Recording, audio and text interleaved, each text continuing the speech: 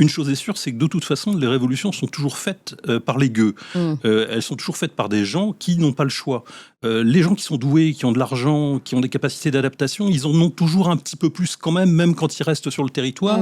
Et ils ont toujours plus de trucs à défendre. Ils ont toujours le coût de l'immobilier et les prévisions de la rentabilisation de leur investissement immobilier à calculer. Bref, ces gens-là comptent, calculent, anticipent. Ceux qui sortent dans la rue et qui bousculent l'histoire, ce sont ceux qui n'ont pas cette profondeur. On parle en géopolitique, vous savez, on parle de profondeur stratégique pour les États.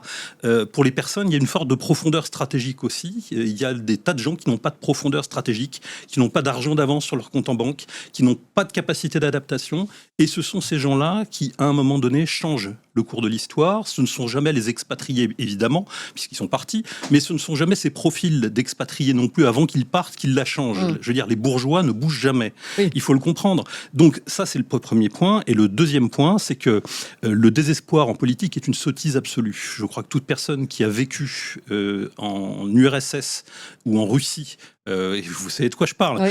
Voilà, dans les années 90, vous le dira aujourd'hui, il n'y a pas de sort définitif à régler. Il y a des gens qui ont de bonnes raisons de dire ce qu'ils disent là où ils sont, parce qu'ils sont partis, et donc s'ils sont partis, c'est qu'ils avaient des raisons, forcément. Mais il y a tous ceux qui sont restés. Il y a tous ceux qui font l'histoire, qui ont toujours fait l'histoire à la place de ceux qui sont partis ou de ceux qui ont des comptes leur compte à faire et leur comptabilité à tenir.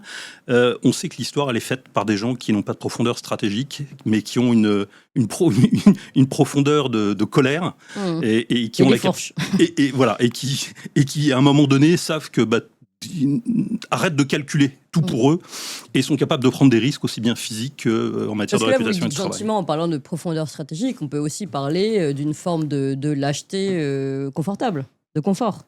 Oui, je l'ai dit comme ça parce que c'est plus neutre et que j'ai pas envie de faire des jugements de valeur là-dessus, parce que chacun voit, comme dirait ma grand-mère, chacun voit midi à sa porte. Je suis pas juge de ce que les gens pensent. Olivier de la Marche disait, moi à 57 ans, je me suis barré, j'en ai ras-le-bol. Je peux parfaitement le comprendre. Moi, j'ai 57 ans, je peux parfaitement comprendre qu'on a envie de se barrer. Bon, simplement, je rappelle que l'histoire, elle est toujours faite par des gens qui ne peuvent pas se barrer, qui n'ont pas le temps et la capacité d'adaptation et surtout qui ne comptent pas. C'est-à-dire qu'ils prennent le réel dans la gueule.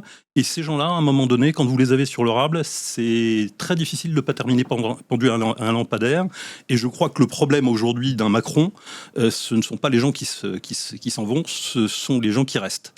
Et il va falloir lui rappeler un petit peu.